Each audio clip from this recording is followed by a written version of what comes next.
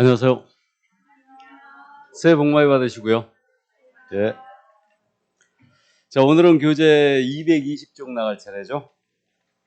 개업공사 등의 업무상 의무. 자, 이 개공 등의 업무상 의무인데요. 여기는 출제 비중이 약 4개 정도 되는 부분입니다. 이론적으로는 조금 어려운 내용이 있긴 있는데 시험에서는 지금 쉽게 우리가 풀어내죠. 그 법제 29조가 실려 있는데 요거 잠깐 읽어드리겠습니다. 221쪽의 법제 29조. 개공 등의 기본 윤리에 관한 의무예요.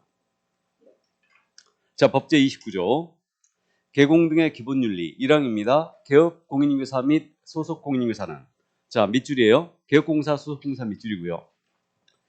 이들은 전문 직업인으로서 지녀야 될 품위를 유지하고 품위를 유지해 밑줄이에요.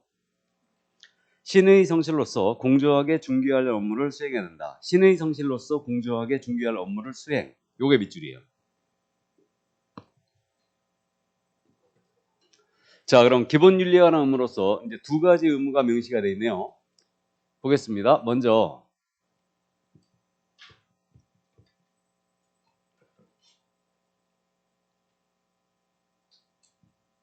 자, 전문 직업인으로서 품위 지키고요. 신의 성실로 공정하게 중개하랍니다. 그러면 품위라는 것은 전문 직업인들 대다수 갖고 있는데 이 의무를 누가 부담하느냐만 주의하면 돼요. 그래서 개공과 소공은 전문 직업이니까요. 품위 지켜야 돼요. 그럼 중개보조는 품위 안 지켜도 된다는 얘기죠. 이게요. 이 품위라는 말은 전문 직업인으로서 지녀야 될 품격과 위엄을 얘기합니다. 그러니까 일반적으로 상식 있는 태도를 얘기해요. 그 정도만 이해하시면 되고 신의 성실로서 공정하게 중개하라. 그러면 신의 성실의 원칙이 우리 법에도 있는 거예요. 그럼 이건 상대방의 신뢰를 저버리지 말고 그렇게 이제 신의 성실로서 중개하라는 얘기입니다. 이른바 뒤통수 치지 말라는 얘기예요. 자, 그럼 지금 이 신의 성실 원칙은 사법관계 전반을 지면 대원칙입니다. 법 해석의 기준도 되고 있어요. 그러니까 개공의 가장 기본적이고 본래적인 의무를 골라라. 그러면 신의 성실에 의한 공정 중개 의무를 들 수 있습니다. 자, 이건 역시도 개공과 소공이 부담하는 의무예요. 중개보조원한테는 이 의무를 부여할 필요가 없었던 게 중개보조원은 중개 업무를 수행할 수가 없죠. 그래서 확인설명이라든가 확인설명서, 거래계약서 작성 업무를 수행할 수 없기 때문에 이런 의무를 부여할 필요가 없었던 거예요. 그러니까 개공과 소공이 부담한다. 그래서 우리 법이요, 소공은 전문 직업이라는 명문의 규정을 두고 있는 겁니다. 자, 이 정도만 이해하시고요. 그 신의 성실로 공정중개할 의무, 이게 지금 공동중개가 많아졌거든요. 그래서 신의 성실이 나타난 모습을 잠깐만 보여드리면 요 갑의 계획공사는 A였어요. 을의 계공은 B였습니다. 둘이 협력을 하여 계약을 성사시켜요. 이게 공동중개의 전형적인 모습이죠, 지금. 그러면 요 A와 갑은 중개계약의 당사자예요. 그러니까 당연히 신의 성실로서 공정하게 중개해줘야 됩니다. 의무를 부담하고 있고요. 그럼 A와 을 사이에는 위탁관계는 없잖아요. 그러면 A는 을에 대하여 신의 성실 의무가 없느냐? 있을 것 같아요, 없을 것 같아요? 있을 것 같죠? 예를 들어서 있습니다. 그다음 B 역시도 자신의 의뢰인 을에 대하여 신의 성실로 공정중개해줘야 됩니다. 그럼 B도 요거 위탁관계는 없지만 갑에 대하여 신의 성실로서 공정하게 중개해줘야 돼요. 그래서 있잖아요. A, B가 공동중개했다가 을이 손해봤잖아요. 그럼 A, B는 연대하여 손해배상 책임을 지게 되는데 요 A와 을 사이에는 위탁관계가 없는데 왜 이자가 손해배상 책임을 지느냐, 이 문제에 대해서 우리 대법원이 확실히 해석을 해줬어요. 그러니까 신의 성실을 다하지 못했기 때문에 그에 따른 책임을 져야 된다. 그래갖고 둘은 연대하여 을에게 손해배상 책임을 지게 됩니다. 여기까지. 자, 그럼 이 정도만 이해를 해두시고요. 자, 그 다음 이제 명문은 없었어요. 넘어갑니다. 선량한 관리자로서의 주의 의무가 있습니다. 222쪽이에요. 자, 이 선량한 관리자의 주의 의무는 지금 현재 선관주의 의무라고 부르고 있거든요. 이걸 줄여서 이것이 우리 개공한테 인정이 된다는 겁니다. 그러면 선량한 관리자의 주의라는 것은 뭐냐면요, 통상의 주의력을 가지고 업무를 수행하라, 바로 이 얘기예요. 통상의 주의력이다, 그렇게 이해하시면 되는데 개념은 그거예요. 선관주의라는 것은 구체적인 상황에서요, 자기가 속한 그룹이에요. 자기가 속한 그룹에 보통 평균인들이 지녀야 될 주의력, 이것을 선관주의라고 불러요. 자, 그러면 이 선관주의가 우리 개공한테 인정된 이유는 뭐냐면요, 그 우리 부동산 중개 계약은 민법상 계약 중에 위임과 유사한 계약이기 때문에 이게 인정이 된다는 겁니다. 그럼 이제 위임은 여러분들 시험 범위에 안 들어가거든요. 그럼 위임을 잠깐 설명하면요, 위임은요, 우리 민법에 이제 전형 계약 중에 하나인데 타인에게 사무 처리를 맡기고 이 타인이 승낙을 함으로써 체결되는 계약이에요. 사무처리 계약이 바로 위임계약입니다. 그러니까 동사무소 가서 인감림에다가 시켰잖아요. 이거 위임계약입니다. 변호사 사무실에 가서 소송 맡겼잖아요. 이것도 위임계약이에요. 그러면 이 위임계약은 지금 현재 사무처리 계약이고요. 우리 부동산 중개계약이에요. 부동산 중개계약은 요거 물건의 판매를 위탁하고 있죠. 그러니까 물건의 판매를 위탁하는 계약이고 사무처리 계약이에요. 둘이 비슷합니다. 그럼 위임에 있어서 타인의 사무를 처리하는 자 있죠. 이 자를 뭐라고 하냐면 수임이라 불러요. 사무처리 맡긴 자를 위임이라 부릅니다. 그럼 이 수임인의 지위와 우리 개업공사의 지위가 비슷하잖아요, 지금. 이게. 그럼 민법상 이 수임인은요, 어떤 지위를 가지고 사무처리하게 돼 있냐면 바로 선량한 관리자의 지위를 가지고 사무처리하게 돼 있어요. 그렇기 때문에 이 개공이 그 지위가 유사하니까 선관지 의무가 있다는 겁니다. 이게 바로 이제 판례의 논리예요. 그러니까 부동산 중개계약은 민법상 계약 중 위임과 유사하기 때문에 위임에 있어서 수임이 지는 선관주의 의무를 개공 역시도 부담한다. 이렇게 지금 해석이 되고 있습니다. 그럼 선관주의라는 것은 통상의 주의력이다 이렇게 말씀드렸는데 이 통상의 주의력, 어느 정도의 주의력을 말하느냐, 이거는 사례를 한 가지만 기억해 두시면 돼요. 자, 이 갑이요, 개업공사 A의 사무실 찾아왔습니다. 그래갖고 이거 내 아파트인데 팔아달라 하고 중개를 해요. 그럼 이 A는, 이 갑이 이 아파트의 진정한 소유자인지 아닌지를 확인해 줘야 되잖아요. 그럼 소유자 확인 방법에서 선관주의가 확실히 나타납니다. 일단 그럼 이자가 소유자인지 아닌지 확인은 어떻게 하면 되겠어요? 등기사항 증명서 떼봐야 되죠. 등기부로 하겠습니다. 이걸 떼보고요. 이자가 소유자로 주장하니까 이자에게 신분증 달라고 해야 돼요. 그러니까 주민등록증을 확인합니다. 그랬더니 둘이 일치가 됐어요. 그러면 이거 소유자라고 인식해도 될 것 같은데 여기까지만 조사 확인을 하면 이것은 개공이 지니고 있는 선관주의를 다한 것이라 볼 수 없다는 거예요.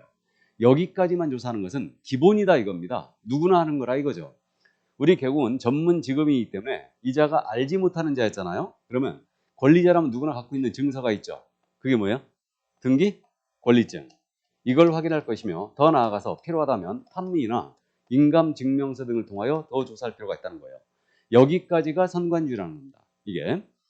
그래서 있잖아요. 실무적으로 만약에 등기 권리증 확인 안 하는 바람에 사기를 당했지 않습니까?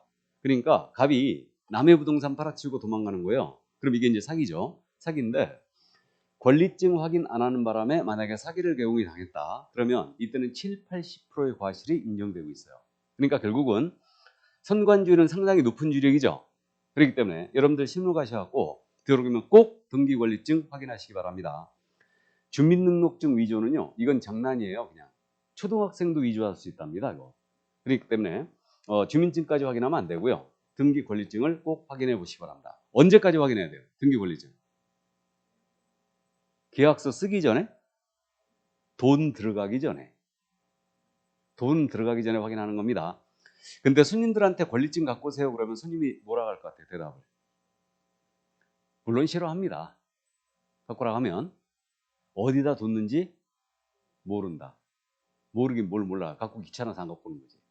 근데 되도록이면 꼭 확인하시기 바랍니다. 그러니까 권리증은요, 보안 태그가 붙어 있어요. 그렇기 때문에 이건 위조가 쉽지 않습니다. 그러니까 권리증만 확인해도 대다수의 사기를 거의 다 막을 수 있어요.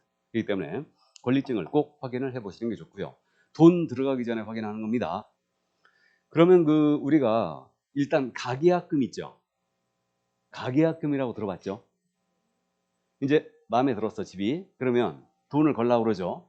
그러니까 물건 잡아놓겠다. 그러니까 가계약금을 뭐 100만 원, 200만 원, 300만 원 일단 넣습니다. 그 다음에 이제 본계약을 하게 돼요. 본계약을 하는데 그때 이제 본계약을 하면서 권리증을 확인해야 돼요.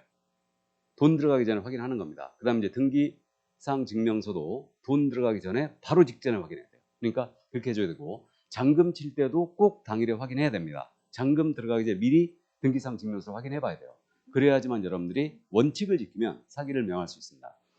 한번 사기를 당하면요, 중개 못 하시게 될 거예요. 사람이 무서워서 못 하게 될 겁니다. 그래서 어쨌든 권리증 꼭 확인을 해보시는 습관을 가지시기 바랍니다. 요게 선관주의. 그러니까 여기까지 확인해 줘야지 바로 선관주의로 볼 수 있다. 이 정도. 자, 그럼 가볍게 선관주의를 그 정도만 이해를 해주시고요. 이제 넘어가죠.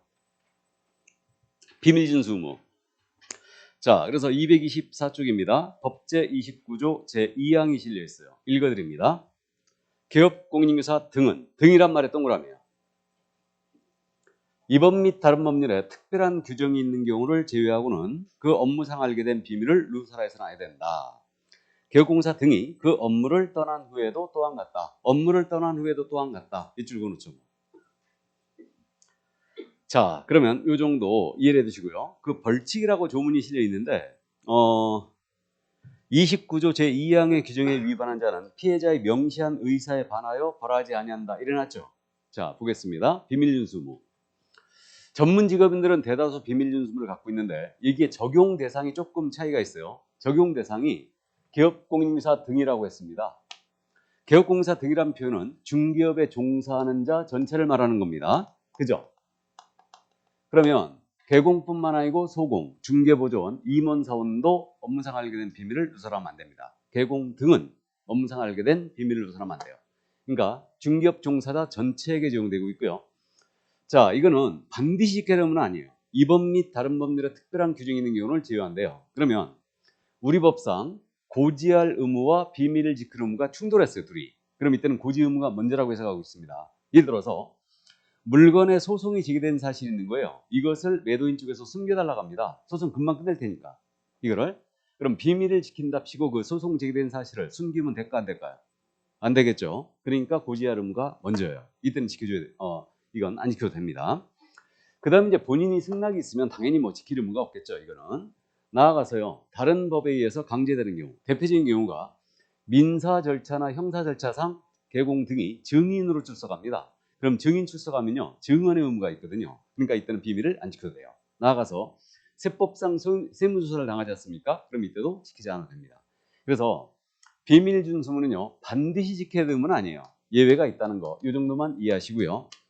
그럼 언제까지 지켜야 되느냐? 준수 기한에 관한 문제인데 업무를 떠난 후에도 또한 같다 그랬어요. 그러니까 한 번 알게 된 비밀은 무덤에 갖고 가시라는 얘기죠. 이게. 그렇기 때문에요. 말씀하시기를 좋아하시는 개공 등은 되도록이면 의뢰인의 비밀을 안 알도록 애써야 됩니다. 말씀하고 싶어서 병나시는 겁니다. 그래서 죽을 때까지 지켜야 됩니다. 그럼 이것을 위반했지 않습니까? 이걸 위반하면요. 1년 이하의 징역 또는 1,000만 원의 벌금에 처하거든요. 1-1이에요. 그래서 1년 이하의 징역 또는 1,000만 원의 벌금. 이게 1-1이죠. 이렇게 되는데 이거는요. 피해자의 명시한 의사에 반하여 처벌할 수 없는 반의사 불벌죄라고 그래요. 그래서 반의사 불벌죄란 말, 어려운 말이 등장했는데 의사에 반하여 처벌할 수 없는 범죄란 뜻이에요. 이게 반의사 불벌죄예요. 그럼 이 의사가 누구 의사냐면요. 우리 피해자께서 비밀을 누설한 피해자가 개공 등이 깊이 반성을 하고 있으니까 처벌을 원치 않습니다. 이런 의사표시를 해버리잖아요. 그러면 이 의사표시에 반하여 처벌할 수 없게 돼요. 이게. 요거 형법상의 범죄 중에 반의사 불벌죄라는 범죄가 뭐가 있냐면요. 폭행 있죠. 폭행. 폭행하고 명예훼손. 이런 것들이 바로 그 반의사 불벌죄에 해당하는데 그래서 사람 지업해가지고 경찰서 잡혀가면 경찰관 그러지 않습니까? 피해자하고 합의하라 그럽니다. 왜 그러냐면 요거 폭행이 바로 반의사 불벌죄거든요. 그래갖고 그 합의서를 쓰게 되면요. 이후 민형사상 일체의 책임을 묻지 않겠다. 이런 내용이 들어가요. 그렇기 때문에 불처벌의 의사표시를 한 거예요. 그러면 이제 절대 폭행으로 처벌 못해요. 이렇듯이 비밀누설죄가 이런 범죄라는 얘기입니다. 개공 등이 깊이 반성을 하고 있으니까 처벌을 원치 않습니다. 라는 명시적인 의사표시를 해버리면 더 이상 처벌을 못해요. 그럼 비밀을 누설당한 피해자가 가만히 있었거든요. 그럼 처벌될까 안 될까? 가만히 있으면 처벌? 되는 거죠. 명시적으로 처벌하지 말아달라고 했을 때만 처벌을 못하는 거예요. 그래서 이게 바로 반의사 불벌죄입니다. 이 정도. 자, 그래서 비밀누설죄 여기까지 이해를 해두시는데 뭐 크게 어렵지 않습니다. 적용 대상이 개공 등이라는 거 주의하시고 업무를 떠난 후까지도 계속 지켜줘야 돼요. 근데 실무적으로 있잖아요. 우리가 비밀을 지켜야 되느냐 고지를 해야 되느냐 이게 헷갈리는 경우가 가끔 있어요. 헷갈리는 경우가. 만약에 물건에 강력 사건이 있었어요. 거기서 그 중개대상물에서요. 뭐 살인 사건이 있었다든가 여성 관련 강력 범죄가 있었다. 이런 거 고지해야 될 거 아니에요. 예? 고지하는 게 맞겠죠. 여러분들이 거꾸로 한번 생각해 보세요. 내가 이 집을 들어갔는데 개공한테 들은 게 아니고 다른 사람한테 여기서 살인 사건이 있었대. 이런 얘기를 들은 거예요. 그러면 기분 별로 안 좋을 거예요. 그러니까 고지하는 게 맞을 것 같습니다. 그러니까 그런 물건을 받을 때는 가격을 확 쳐서 받아야지. 그죠? 화재 사건이 있었어요, 만약에. 고지해야 될 거 아니에요. 그것도 해야 되겠죠. 이건 실제로 손해배상 청구를 당한 사례가 있어요. 화재 사건 고지 안 해가지고 고지 의무 위반으로. 그래갖고 이제 그것도 이제 좀 오래된 사건이긴 한데 아파트였죠. 남편이 맨날 술 먹고 늦게 들어오니까요. 와이프가 아파트에다 휘발유 뿌려갖고 불질러 버렸어요. 대단한 거죠. 거기서 그럼 못 살겠죠. 그래갖고 이제 인테리어 공사를 싹 해놓고 집을 팔고 이사를 가는데 그걸 개공이 중개한 거예요. 근데 매수인한테 그걸 고지 안 해버렸어요. 그래갖고 나중에 동네 사람한테 들은 거지. 그래갖고 개공을 상대로 손해배상 청구성을 걸었습니다. 일정 위자료를 지급해라 고 판단 나갔어요. 이거. 그래서 고지 의무 위반으로 그는 그렇게 된 겁니다. 근데 진짜 애매한 게 그런 거예요. 이 물건에서 비과학적인 사실이 발생합니다. 예를 들어서 거기 들어가기만 하면 사업이 망한다든가 시름시름 앓다가 3개월 만에 사망한다든가 뭐 여성이 자살한다든가 뭐 계속 잠을 설치는 거예요. 이런 일이 있다. 이거 고지해야 될 거 아니에요. 그건 안 해도 된다. 과학적으로 입증이 안 됐으니까. 예. 우리가 이게 법적인 의무를 떠나서 있잖아요. 실무적으로 제일 힘든 게 뭐냐? 우리 손님이 의뢰인께서 아침 저녁으로 중개사무소 문안 인사하는 거예요. 그게 제일 힘든 거예요. 이게. 그렇기 때문에 고지 의무를 떠나서 얘기를 해주는 게 맞을 것 같아요. 우리 법 취지가 웬만하면 다 고지하라는 얘기거든요. 이게. 그래갖고 이제 교지를 하는 게 맞을 것 같고요. 실제로 저도 그런 이제 상담을 한 사례가 있어요. 우리 합격생이었는데 그분이 다른 동네 가서 개업을 했대요. 그래가지고 첫 거래였대요. 첫 거래. 첫 거래였는데 아가씨 지하방을 소개했거든요. 그래갖고 잔금 치고 나서 입주 다 끝나고 나서 한 15일 정도 지나는데 그 앞을 지나가는데 막 경찰차 와 있고 난리더래. 그래갖고 이제 봤더니 그 아가씨가 거기서 자살해버린 거예요. 15일 만에. 그래가지고 이렇게 이제 보고 있는데 이 멀쩡한 아저씨 왜 그래갖고 이제 보고 있는데 옆 사람이 그러더라는 거예요. 여기 아가씨 또 죽었어 그러더래. 뭔 일이냐 그랬더니 세 번째라는 거예요. 자살 사건이 벌써. 근데 임대인이 고지 안 해버린 거지 이거를. 그래갖고 이제 전화가 왔어요. 이거 유족들이 알았고 날 상대로 손해배상 청구성 걸면 어떡하느냐.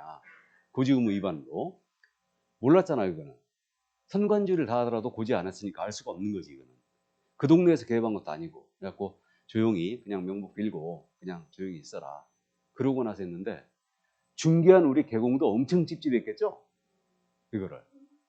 그래갖고 어쨌든 이제 그런 일이 있긴 있어요. 그러니까 그런 이른바 이제 흉가라는 게 있죠. 흉가.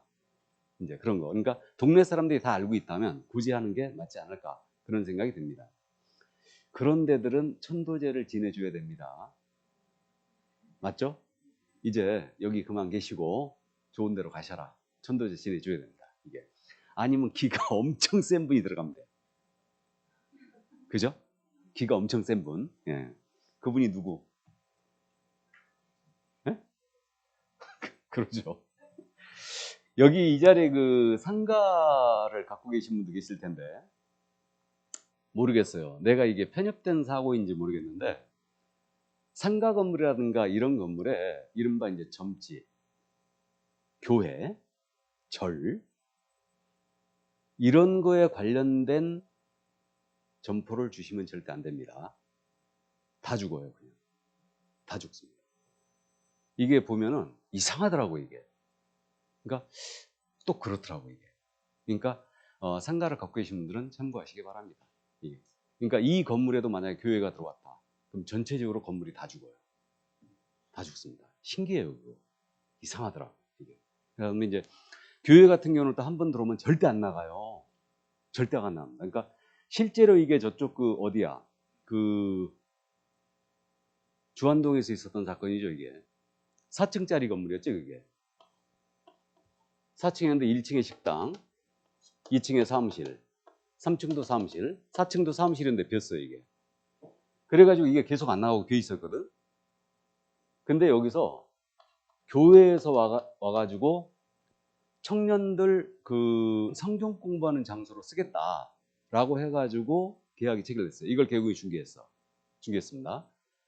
근데 교회가 이거를 어떻게 써버렸냐면요. 행여자들 있죠. 행여자들 급식소로 써버린 거예요. 어떻게 됐느냐? 난리 났지. 이 건물의 1층 식당에 2층, 3층은 사무실이에요. 근데 행여자들이 4층까지 다닌 거 아니에요, 이거. 난리가 났지. 식당부터 난리가 난 거예요. 손님들이 안 와. 그 다음에 이거 2층, 3층도 사무실 직원들이 여기서 일 못하겠다 이거야. 이거. 교회는 뭐라고 주장하느냐? 교회는. 아니, 우리가 좋은 일 하고 있는데 뭔 소리냐? 난리가 났죠. 건물 다 비었어요, 그래갖고. 다 비었습니다. 여기 때문에. 다 죽었지. 개공 죽었습니다. 소유자가 소송 걸었지, 그냥. 소송 걸었습니다. 네가 이거 교회에다 주는 바람에 이거 배렸다, 이게. 완전히. 소송 걸었죠. 그래갖고 어쨌든 이런 일도 있었어요. 그러니까 이게 참 그 업종, 그러니까 상가계약서 같은 거 쓸 때 업종 같은 것도 굉장히 중요합니다. 그러니까 교회에 이렇게 쓸 게 아니고 확실히 뭘로 쓸 건지 해버려야 돼. 만약에 용도대로 안 쓰면 이거는 계약 위반이거든. 그러니까 이제 계약을 깨버리죠. 그러니까 나가라고 하는데 나가냐? 절대 안 나가죠. 우리가 좋은 일, 사회적으로 좋은 일 하고 있는데 뭔 얘기하는 거냐? 오히려 큰 소리 더 쳐요.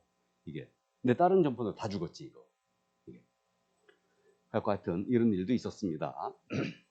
주안동에서 있었어요. 이 일이. 자, 그러면 비밀준수무 이 정도. 그러니까 되도록이면 고지하라는 게 우리 법 취지다. 그 정도만 이해하시고요. 이제 넘어갑니다. 226조.